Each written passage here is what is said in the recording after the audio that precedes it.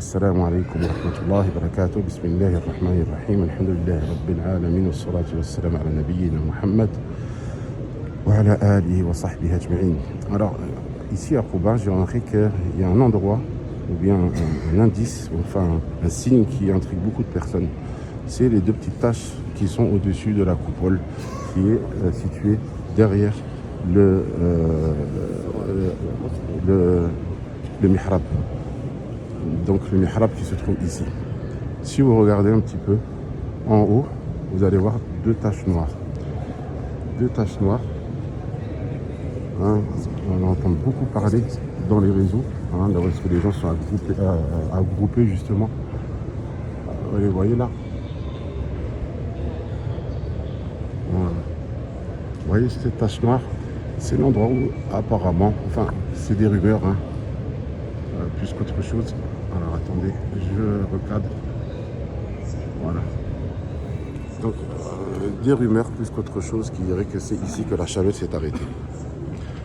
Alors bien entendu, il n'y en a aucune preuve de ça, aucun hadith. Donc c'est en général voilà, les historiens qui sortent ce genre d'histoire. Et comme vous savez, les historiens n'ont pas du tout comme principe d'appliquer les règles de transmission. Donc que ce soit un hadith authentique, avec une chaîne de transmission authentique, pour pouvoir être pris en compte. Notamment, ou encore plus, dans l'adoration.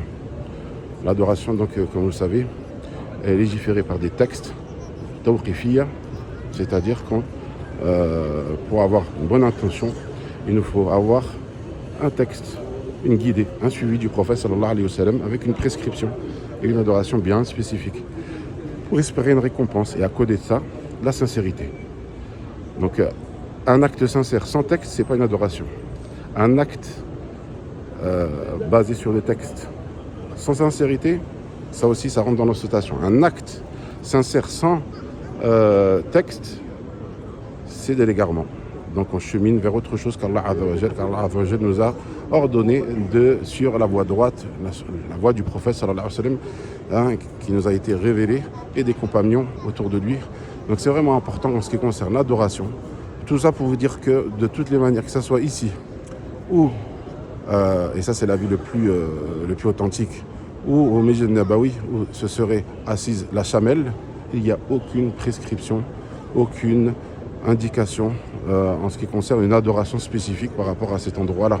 Donc nous, on connaît le hadith qui nous dit que le prophète sallallahu alayhi wa sallam tatahhara fi baytihi thumma ata masjid Quba fa salla fihi salatan, il nous a demandé de prier une prière.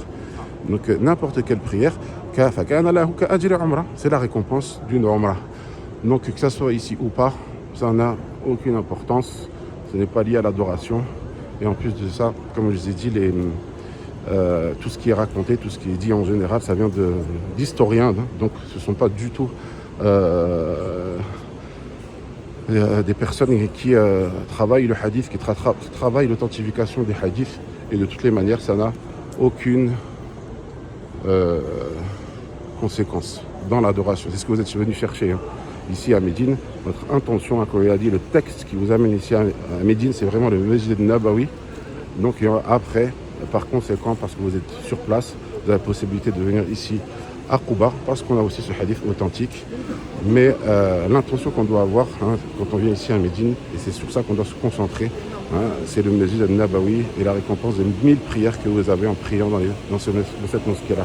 Donc que ce soit une prière obligatoire ou surobligatoire. Wa sallallahu ala nabiyyina Muhammad wa ala alihi wa sahbihi ajma'in. À très bientôt, Inch'Allah. Assalamu alaikum wa rahmatullahi wa barakatuh.